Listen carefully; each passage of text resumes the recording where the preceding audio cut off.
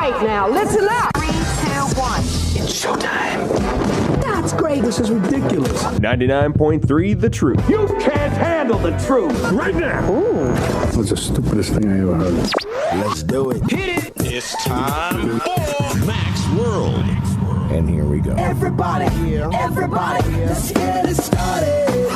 Let's get it started. Call Mac 244-0077 or text 809-0993. It's showtime, everybody! Showtime! Exclusively on 99.3 The Truth. 3:07 on the 28th day of July in Jesus' third millennium, 2016. I'm J. Michael McCoy, and it's the Thursday edition of Mac's World Live, starring Frank the Verse, Bob Montserrat, Chris Roloff, and produced by the highly skilled Jebediah. But we were gonna call him the Great Jebediah, and I said no, that sounds too much like magic. So did we decide? Jebediah the Great. No, it's still the same thing. It's like a Houdini thing. I'm not going to do that. All right, we've got. I was about to say it again. We've got an exciting show for you today, but it's true. Next hour, I hope to have Pastor Stephen Corey live from Jerusalem. This is the pastor who is planting or has planted this year a Christian church in the birthplace of Jesus. Where would that be, Frank? Bethlehem. Huh? Cleveland, Ohio. Jesus was born in Cleveland, Ohio? Yeah, Jesus. And this is the place that Bob and I might be broadcasting live from the Christmas week, Wednesday, Thursday, and Friday. And then Saturday, Christmas Eve, we will be broadcasting live. Think about this. Here, I'm going to just say it out loud like I'm on the radio. Well, happy Christmas Eve, everybody. It is the season. It is the reason for the season, which is Jesus. And as much as I'd like to be broadcasting live from my church or your church, today, Bob and I are broadcasting live from Bethlehem. And I don't mean Bethlehem, Pennsylvania. I mean the place that Jesus was born. Huh? Is that cool or what? That is cool. Because when you're gone, me and Roloff get to run the place. No, because I'm broadcasting live Wednesday, Thursday, Friday, and then Saturday morning. Well, you have to have someone here to talk to. No, you're not going to be on the air during that time. Right? Or will you? I don't know. I don't think so. Yeah, Roloff. We got a couple of days to figure it out yet. Frank. That's right. All right, 515-244-0077. The phone lines are open. If, as always, if you need prayer, we'll pray for you right on the air. That is got to be the number one priority of this program at all times. It is not the news. It's not Pastor Corey. It's being here and hearing this radio show every day, Monday through Friday, 3 to 5. And knowing that someone will pray out loud for you. It's called intercession prayer, right? Is that what? Intercessory. Intercessory. Okay. So I just put that out there right there. Maybe you don't need prayer. Maybe you got enough prayer. Or maybe, just maybe, you're having one of the worst days you've ever had. And you just don't know where to turn. Your bucket is empty. You are broken inside. I mean, you're really broken. And you don't want to go tell your pastor because he's too busy or she's too busy, and you're embarrassed because it's a personal thing. And then this guy that you know every day is on the radio telling you about Jesus says, you need prayer, you call me. And you can text me. You can text us on the Service Legends Truth text line at 515-809-0993. You don't have to give any names. What was the one we got the other day? Just pray for my family. Yep. God knows who your family is. I don't know if you realize that, but he does. He already knows. So all you got to do is just tell Bob on the text at 809-0993, Mac, please pray for my son. Mac, please pray for me. Please pray for medical. Please pray for my marriage. Please pray for my drug and alcohol addicted sister, brother, child, father, grandmother. Doesn't matter. I'm asking for prayer requests. You got prayer requests?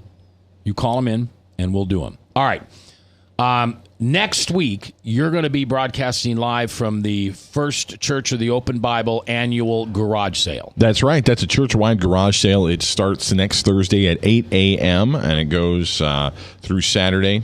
Each day, Thursday, Friday, and Saturday, it's 8 a.m. to 5 p.m. And I can tell you, this garage sale, last year, we actually did our radio program from the garage sale itself. But I remember going out there and set up the equipment ahead of time. There was a line around the building before it opened at 8 o'clock. I mean, this isn't a small garage sale. So Thursday morning at 8 a.m. It's a gym. Right. And it's just table after table after. That's where we got Elmo. That's where we got Elmo. I got 2 board games that we still play that I absolutely love. There's all kinds of fun stuff. You never know. I'm a treasure hunter, so I love these kinds of things. I wished I would have been first in line at that sale.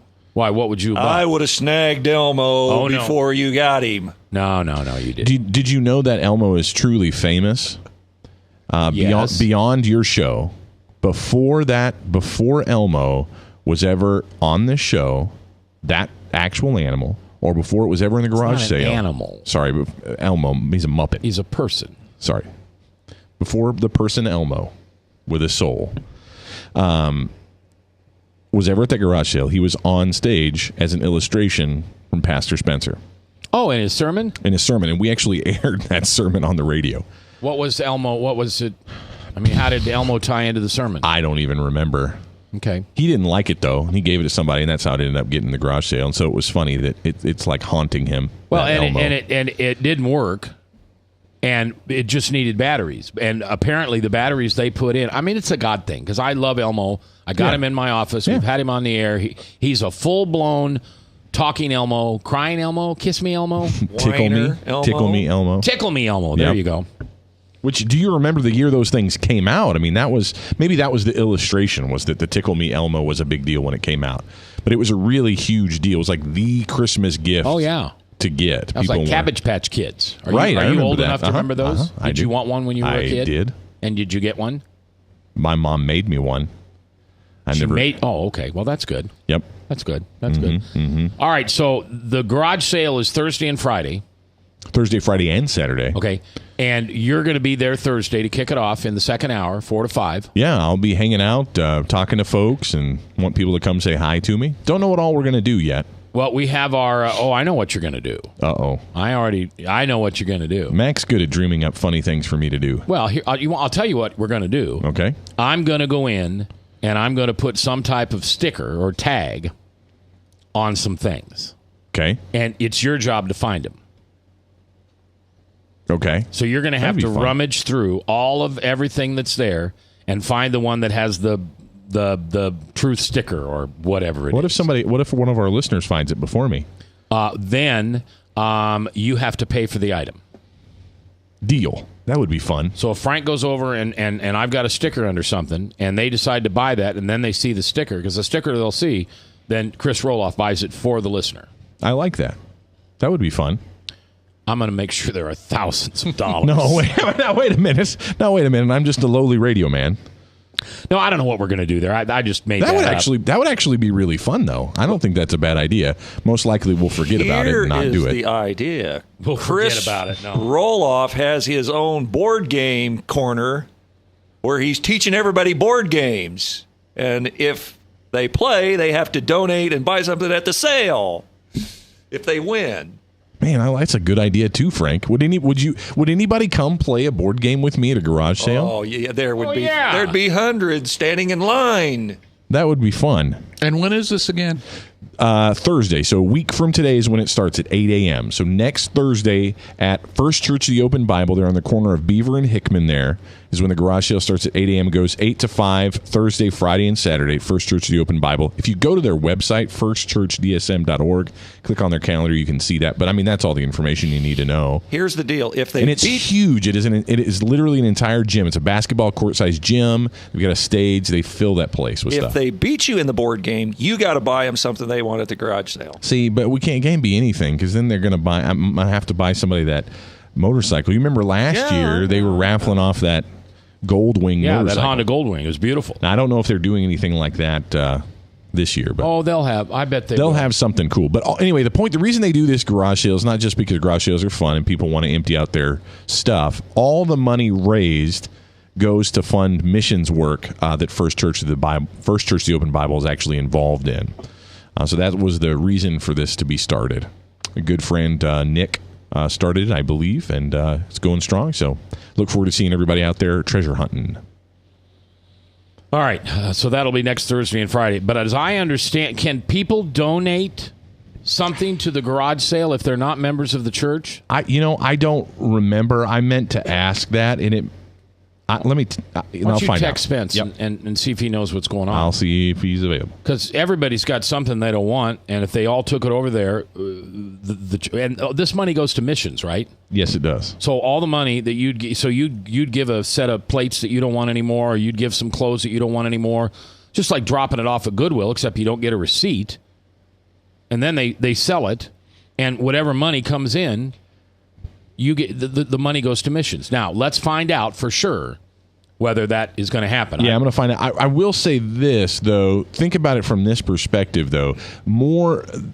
I would say the First Church of the Open Bible is more looking for people who want to come buy stuff rather than donating stuff. Because, last year they filled that gym with items, and that doesn't necessarily guarantee them money. Right. Just if you donate their stuff. But if you buy things, that's great. Well, we just need to talk about it every day till then, so people remember that on Thursday, Friday, and Saturday, that they go to First Church of the Open Bible and go to that garage sale. Absolutely. All right, we're coming back. I got some news stories I want to share with you, including, Tom Vilsack. He's out after Trump. We'll talk about it next, live.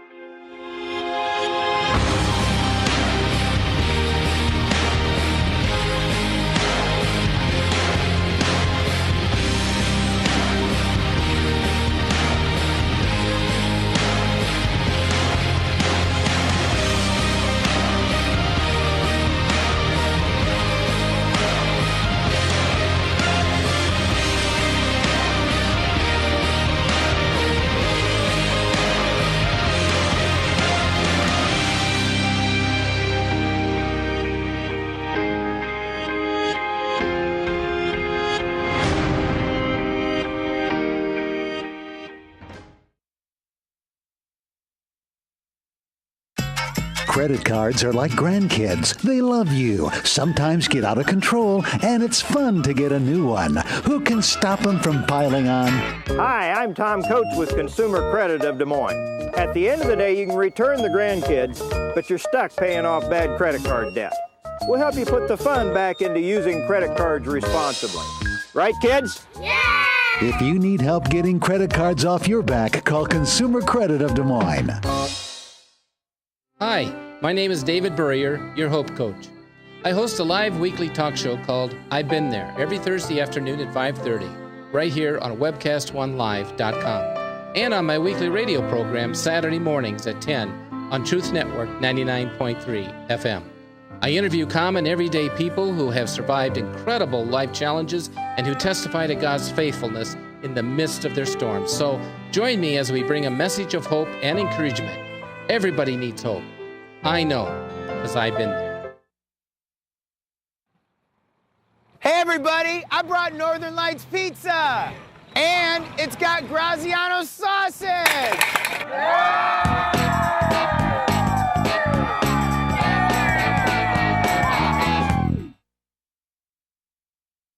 Rock and Prevention is celebrating 25 years of creating a caring community. We want to say thank you to the tens of thousands of Rock High School mentors that have carried our message of health, love, and encouragement to over 1.5 million children, teachers, and parents. Our mentors teach children methods and skills to prevent bullying and drug use. Thank you to all the school administrators, teachers, and counselors for their opportunity to serve you. Rock on, fair citizens. Rock on. This is Pat McManus for Rock and Prevention, the Richard O. Jacobson Foundation, and this station. From the RE/MAX Real Estate Concept Studios, this is Webcast One Live. From the RE/MAX Real Estate Concept Studios, this is Webcast One Live. 21 minutes after 3:21. 28th day of July in the Lord's year 2016. I'm J. Michael McCoy, and this is Max World Live. Hey, I did want to let everybody know I did get a response back from First Church of the Open Bible regarding the garage sale that starts next Thursday at 8 a.m., church-wide garage sale. They are accepting items, but they're looking for very specific things. So if you're interested in donating items to the First Church of the Open Bible garage sale that starts Thursday, call the church. I'm going to give you that number, okay? The phone number is 515-274-9296. That's 515-274-9296. If you call the church office and say, hi, I heard about it on the radio that you guys are accepting donations and all that, let them know what you have, and they'll let you know if they need those kinds of things. A lot of times clothes is overrun with clothes usually. That would be wise, because a lot of people would take advantage of that just to dump off junk. To get rid of it. Exactly. And so, this is an event that's Thursday, Friday, and Saturday, so if the stuff doesn't get sold, then what? You don't cost them to dispose of it. Right. You don't want to burden somebody with it. It's different than going to a secondhand store. Where that's what they do every day, day in and day out. But anyway, so the garage sale will be fun. I'm looking forward to it, and we'll see you out there next Thursday. All right, and that's at First Church of the Open Bible there at Beaver and Hickman. Yes, sir. Been there a very long time. Of course, the headquarters for First Church of the Open Bible is here in Des Moines. It is on Fleur Drive. Yep, used to have a seminary here, right? A seminary? They did, and there's some discussion about starting something like that back up, but we'll let you know more about that when that cat is officially out of the bag, as it were. All right, so first news story is kind of personal for me. You may recall a few years ago, we had a young lady on the radio, Amy Polpeter. She works for the Department of Public Safety. She is a laboratory person, if I recall correctly. And you'll find this story on WHO TV, and you'll also find it on the Des Moines Register. DPS lab worker fired after comments on social media. And the comments that Amy made on social media were that she's afraid of black people. Is that fair to say? She wasn't before, but because of the Black Lives Matter and all the police people getting shot, she's scared of them now. And for that reason, DPS, Department of Public Safety, fired her. The story from the Register reads like this. A longtime Iowa Department of Public Safety criminalist who publicly posted her personal fears about black people on social media earlier this month is no longer employed by the state. The agency confirmed that yesterday. Yes, not even black people are going to shoot me because I know I look at them wrong, or because I happen to be attending a training, so I'm wearing a DCI shirt that day. But I know that there is a stronger chance that they will today than they would have 5 years ago. That was her post on July 8th on Facebook. She's a longtime criminalist assigned to the DPS Division of Criminal Investigations. DPS said it was against their social media, Frank, what's the term? Their policy. And they fired her. So the question I have for you, do you think that's fair? Now, I don't want to hear from you whether you think their policy is fair or not. I'm sorry, I don't want to hear from you that says, yes, she should have been fired because she broke the policy. What I want to hear from you is the policy wrong? Do you have the right to post? You too. Do you have the right to post your personal feelings, fears, strengths, challenges on social media without risk getting fired? Why have we gotten to the point where everything we do is controlled by the state, the government, the man, your job? Because I'm sure the policy is somewhere. I'm still looking for the policy. But I'm sure that they fired her within policy limits.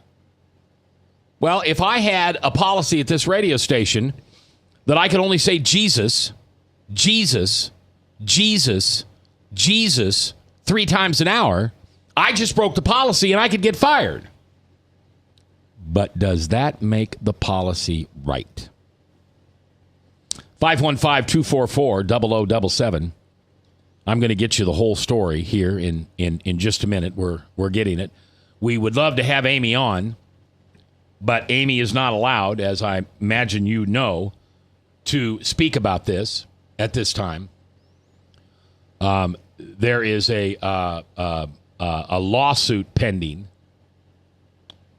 and obviously her attorneys would prefer that she not talk about this. So I can understand that. But again, I can tell you what she said. She said that ever since Black Lives Matter started, she's scared of black people. Because she's a state employee. She'll go out to crime scenes and have DCI, identifications on her hat or her shirt, therefore making her look very, very official.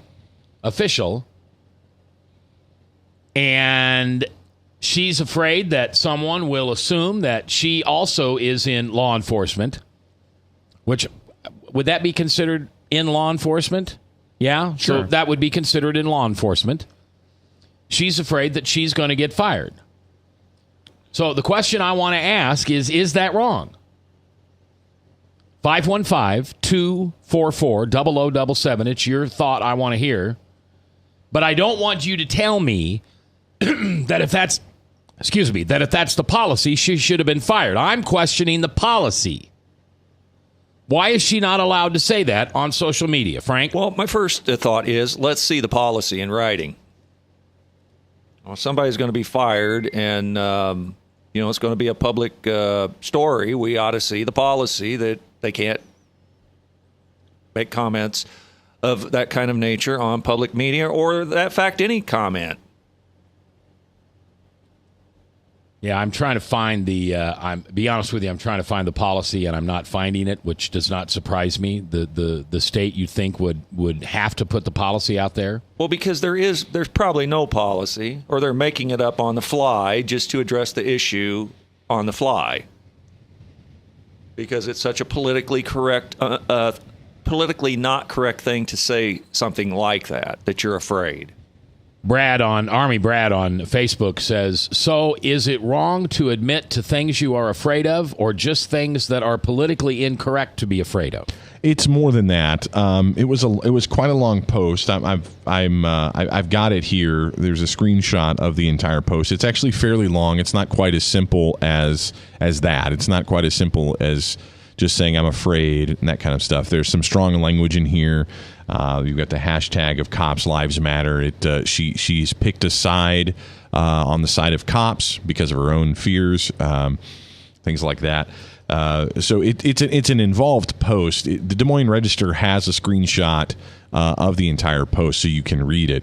I guess the question you're asking, Mac, is should the policy be in place? Yeah, that's exactly what I'm asking. To me, there seems like there could be a good reason for a policy like that to be in place. because you're a state employee and you're seen as speaking for the state, our actions have consequences. One of the things that's going on in the United States across the board in all kinds of camps is that we try to pretend as though things that I do don't affect anybody else. If I just express my opinion or I express what I think, that it doesn't affect anyone else. And the truth of the matter is, even when I say something on the radio, it's going to affect other people's lives. My actions have effect on other people's lives. And when you're employed by someone, especially a state organization, that could be seen as representing the state, and they don't want that happening. And I can see that here. Okay, let me ask just a far-fetched question. Let's say some atheist guy's listening to this program right now, and the word Jesus that Mac just repeated 4 times causes him to go out and commit suicide. Is this station liable because that guy committed suicide because he has contempt for the name of Jesus? Or are we going to be held liable for saying something that caused someone else to die?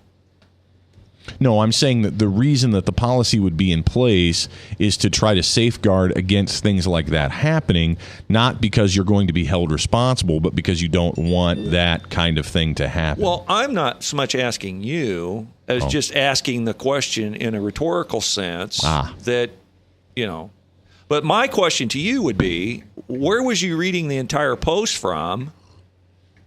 It's a screenshot. If you go to the Des Moines Register article on this, there's a screenshot of it. It's hard to read. It's hard to read. It's an actual screenshot, so it's an image. You kind of have to zoom in, but you can read it. It's long. So my question would be, if the Register posted that, why didn't they just go ahead and put up the public policy to go along with that to say why this is bad? I mean, they're doing about a half of a journalistic job here, in my opinion. Well, all right, I have. Yeah. Hold on, I just got sent to me the policy. So let me open this up. All right, let me open this up for you. This is the policy. The purpose of this policy is to ensure all DPS employees are aware of their actions and professionalism. It is expected of them when using social media technologies. Policy. It is the policy of the department to ensure each employee observes high standards of business and personal integrity, adheres to the code of conduct, and takes measures to protect the personal safety of employees and their families when using social media tools. Personal use of social media tools can have a bearing on department personnel in their official capacity. No, it doesn't have to, but you can say it does. That was my comment right there. Therefore, this policy sets forth guidelines and prohibitions on the use of social media. Failure to comply may result in disciplinary action.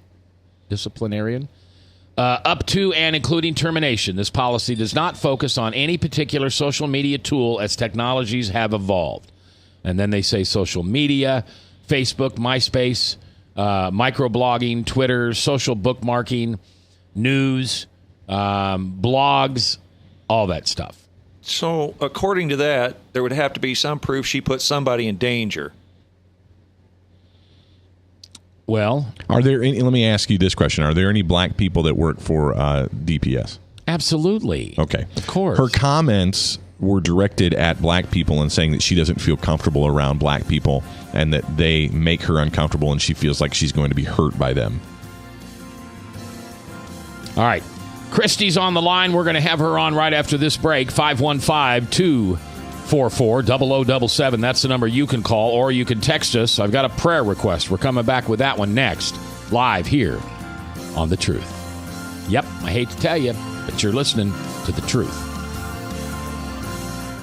Northern Lights Pizza's amazing garlic butter makes amazing breadsticks. Now available in 12-ounce bottles at Northern Lights, Hy-Vee, and Graziano's. Northern Lights Pizza. I'm Brian Leach, owner of Service Legends, and my position is Chief Talent Officer. I'm Nicholas Wonderscheid. I am Bernie Hobbs. And I'm the Service Manager. Marketing Director and Client Relations Manager.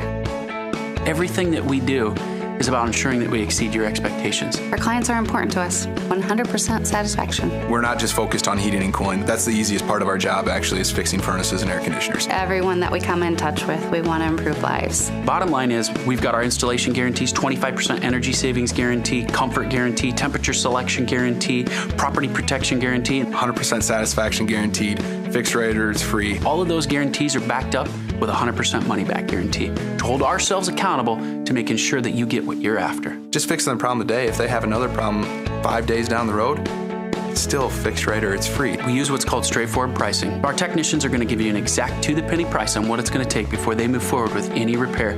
That way you know what to expect. It's the same price every day. No surprises. If you get off work at 5 o'clock in the afternoon, you come home, you realize that, oh, my furnace is broken. Now you need to call somebody out that night. You shouldn't have to pay more for that. We're guaranteeing service 24/7. We run afternoons, evenings, nights, weekends. We're staffed to work that. Phone rings at 3 in the morning. You'll get one of our representatives answering the phone every time. We're not sending you out to Timbuktu in some call center. It's our Service Legend team members, our mission control team. I'll take a call anytime. And then they answer the phones the same way during the day as they do at night. It's a great day at your service company. How can we make you smile? That's the only way to provide true 24-hour service. When you're able to let somebody actually live in their home safely when they weren't able to do that before, where they don't have to stay up at night and worry about, is the heat going to come back on? Are we going to freeze the pipes? Is the baby in the room next door going to be sick because they got too cold? When you're able to help somebody overcome challenges like that, that's impacting a life. That makes a difference. I get goosebumps thinking about it. I love the team.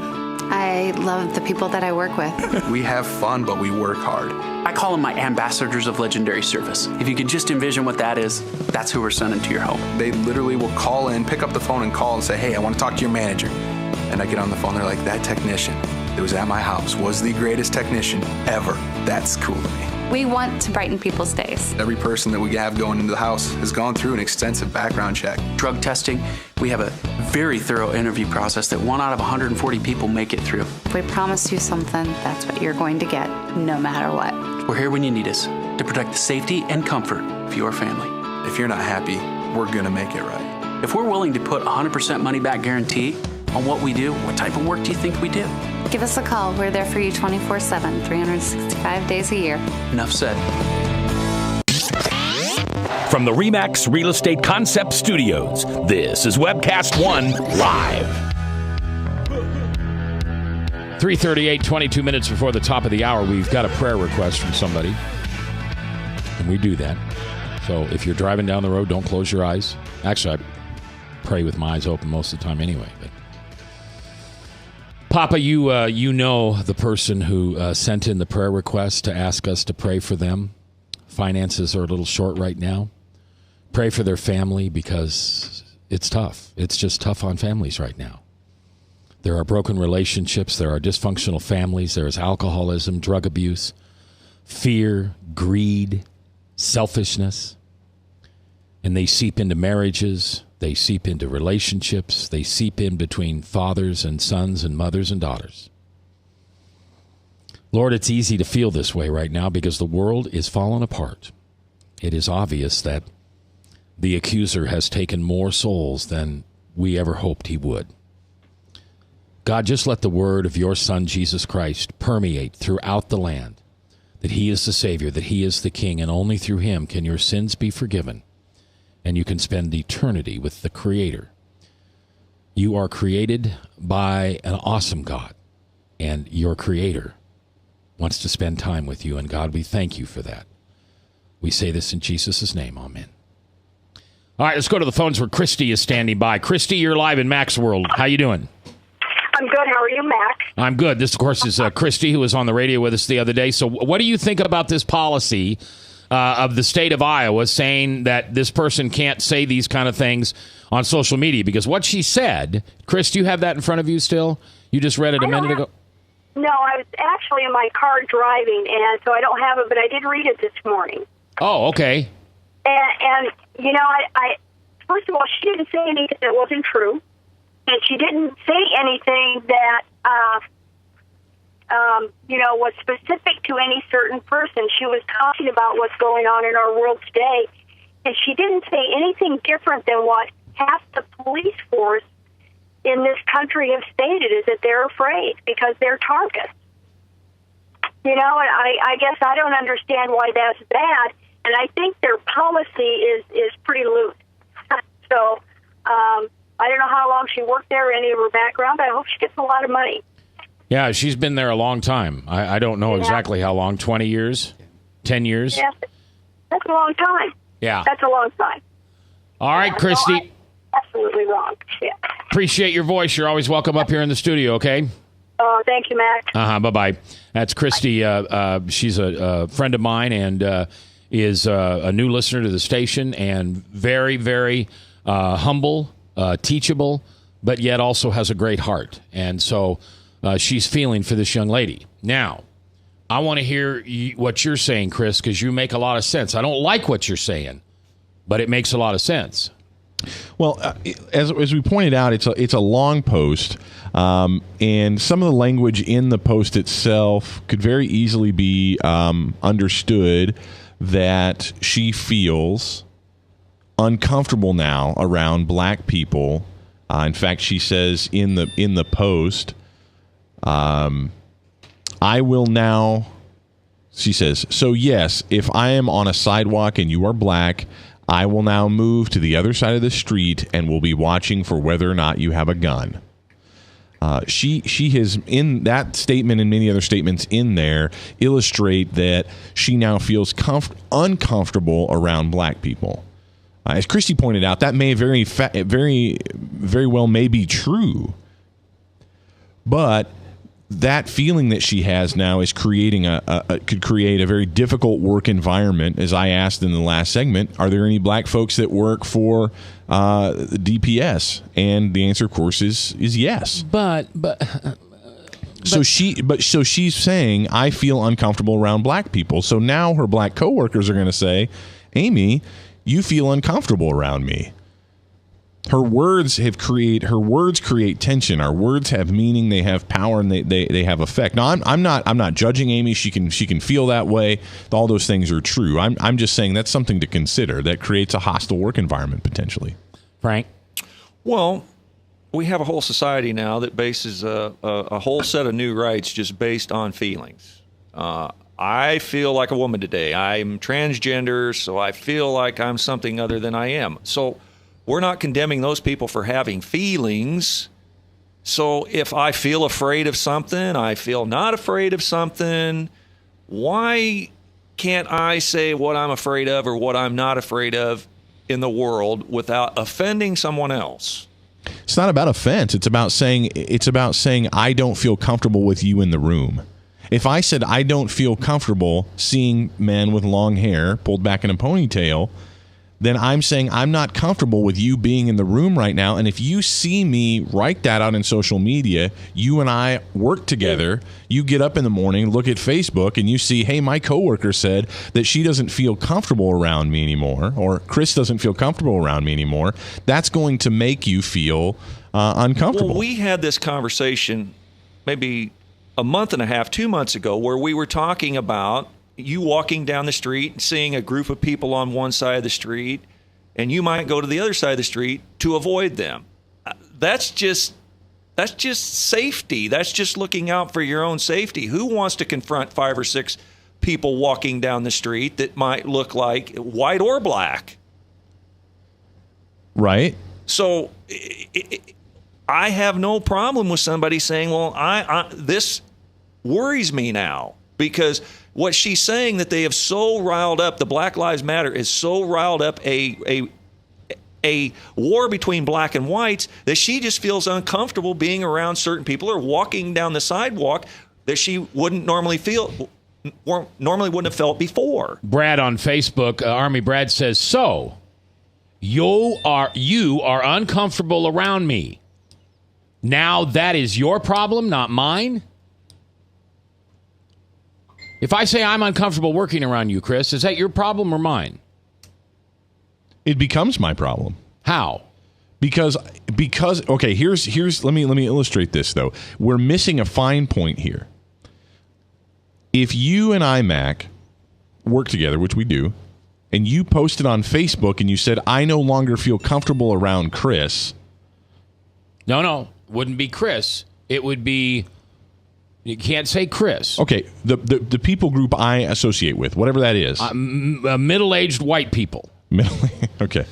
Middle-aged white people. White men. Middle-aged white men. So you now... With hairy faces. With hairy faces. It's a soft beard, though. Don't judge the soft beard. If you said that on Facebook and I read that, I would feel uncomfortable. Because you're speaking about me and about who I am in a way that judges me, makes me feel like you're saying this person is a threat to me. It's not a relationship. It's not based in a relationship. It's based on I posted this on Facebook and I hear about it that way. Can you see the difference? If I say, Frank, you make me uncomfortable, that's one thing. If I say on Facebook, Frank Mills makes me feel uncomfortable, and you find out it through Facebook, you're going to react to that differently than if I tell you that in person. Okay, but that's the distinction I'm making. Here's Christy again on text. Okay, so that's not what she said. She said she's afraid to show up with a DCI shirt at a crime scene. She didn't say anything about coworkers or anybody else because they're taking it out of context, typical of people in this country. When you first... Hold on, 515-244-0077. That's how you can call and get on the air with us. Or you can text the Service Legends text line at 515-809-0993. When you was first making the analogy between Mac and you, I thought I heard you say, maybe you said mistakenly, it would become your problem. So I don't know if that's what you meant to say, but if you mean that, wouldn't it then be the black's problem that she's afraid of? Yeah, that's what Chris said. Right, and that's what creates the problem. That's what creates the hostile work environment. That's why our words, the words that we say, especially when we write them down and we put them out there in public, they have power and they affect other people. And that would create. We're talking about the potential for this. I'm not telling you that's why this happened. I'm just saying that creates a hostile work environment. I could see a case made for that. All right, 515-244-0077. What do you think? Longtime DCI criminalist has been fired because she put on Facebook that when she's out running around in her DCI outfit and she's investigating crime scenes, she's uncomfortable with black people because black people are shooting people who wear official state uniforms. We'll talk about it. From the RE/MAX Real Estate Concept Studios, this is Webcast One Live. Credit cards are like grandkids. They love you, sometimes get out of control, and it's fun to get a new one. Who can stop them from piling on? Hi, I'm Tom Coates with Consumer Credit of Des Moines. At the end of the day, you can return the grandkids, but you're stuck paying off bad credit card debt. We'll help you put the fun back into using credit cards responsibly. Right, kids? Yeah! If you need help getting credit cards off your back, call Consumer Credit of Des Moines. Rockton Prevention is celebrating 25 years of creating a caring community. We want to say thank you to the tens of thousands of Rock High School mentors that have carried our message of health, love, and encouragement to over 1.5 million children, teachers, and parents. Our mentors teach children methods and skills to prevent bullying and drug use. Thank you to all the school administrators, teachers, and counselors for their opportunity to serve you. Rock on, fair citizens. Rock on. This is Pat McManus for Rockton Prevention, the Richard O. Jacobson Foundation, and this station. Northern Lights Pizza, your home of the tasty crust. Our garlic butter sauce now available in 12-ounce bottles at Northern Lights, Hy-Vee, and Graziano's. Northern Lights Pizza. Hi, my name is David Burrier, your Hope Coach. I host a live weekly talk show called I've Been There every Thursday afternoon at 5:30, right here on webcast1live.com, and on my weekly radio program Saturday mornings at 10 on Truth Network 99.3 FM. I interview common, everyday people who have survived incredible life challenges and who testify to God's faithfulness in the midst of their storms. So join me as we bring a message of hope and encouragement. Everybody needs hope. I know, because I've been there. From the RE/MAX Real Estate Concept Studios, this is Webcast One Live. From the RE/MAX Real Estate Concept Studios, this is Webcast One Live. Okay, 3:50, 10 minutes before the top of the hour. You can text your comments at 515-809-0993. And also, of course, call in at 515-244-0077. I just want to make the note. I want to make the note that Bob is not commenting on this story because Bob is close to this story. And so that's why you will not hear any comment from him. If you're waiting for him to chime in, he's a better man than that. So this conversation is between the three of us, and Jeb wants to chime in and all our listeners. But if you're wondering why Bob's not saying anything, it's because it would be improper. And that's my decision as well as Bob's. I hope you're okay with that. All right.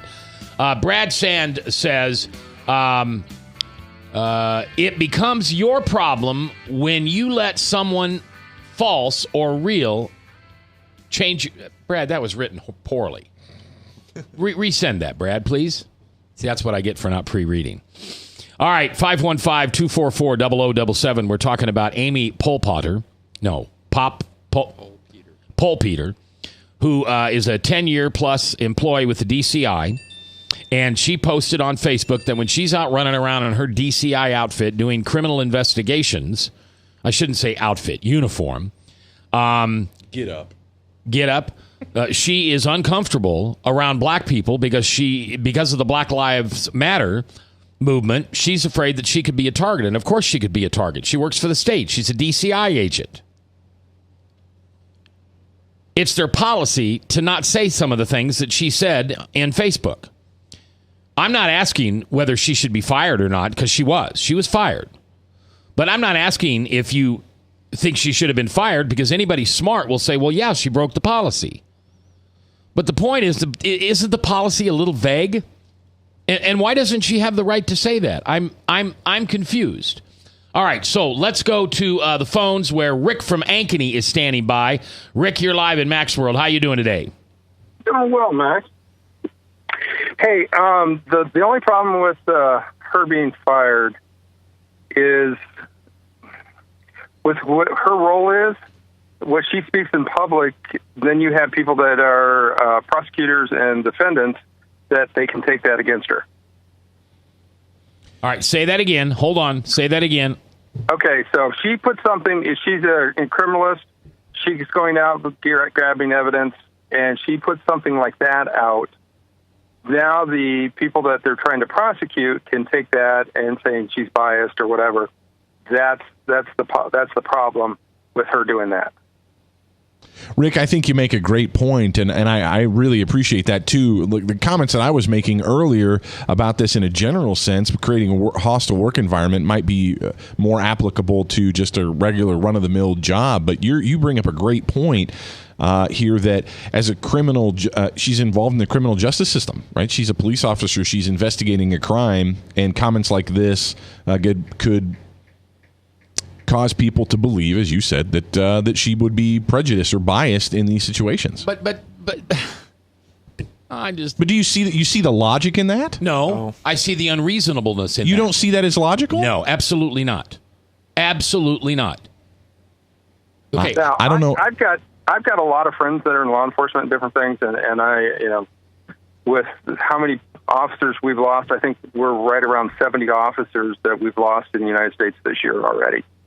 I mean, they put their life on the line every day, and you never know. But they're held to a little higher standard. Rick, when Obama talked to the police officer that arrested the Gates guy, and he said the police acted stupidly, or Trayvon Martin could have been his son, or the plethora of comments that he has made in these high-profile cases, doesn't he bias and contaminate the water every time he opens his mouth? Yeah, to me, it's one of those, if the person would have said, hey, this is my house, but you're wanting me to go to the ground and cuff, and then we're going to get the information and everything, and did that, there probably wasn't a problem. But that's where some people come off going, well, I'm in the right, but I don't know you. I don't know your circumstances, and we've got someone that was reported as breaking in, and you're standing here. I need to see ID. I need to see that type of stuff to understand who you are and to get the information. So you just got to go along with it for a little bit. Right. All right. I've got a concealed weapons permit, and if we're in an area that there's an active shooter or something like that, and police come, I know I'm going to get cuffed. because they don't know who's doing what, and they'll have to sort it out. You're just being detained. You're not being arrested. Correct. All right, let's go to the phones here. Oh, Rick's on the phone. That's okay. Saw the phone light up. So, Rick, are you? I don't want to pin you down here, but are you in law enforcement? No, I just got a lot of friends that are. All right. What are your friends telling you right now in Ankeny, Iowa, or in Clive, Iowa, or Des Moines, Iowa? What are they saying to you? Are they talking? Yeah, some are getting real close to retirement and can't wait to get out. Yeah, it's going to be a lot tougher to fill those jobs with good people, and it'll probably be more and more military trained people, which is going to drive the mindset, the culture within the police departments and sheriffs and all that to be more of a military style culture rather than a protect and serve. Probably. The other thing is, it's like the chief at Dallas, and he was talking. He says, if there's a problem, why don't you guys try to be the solution?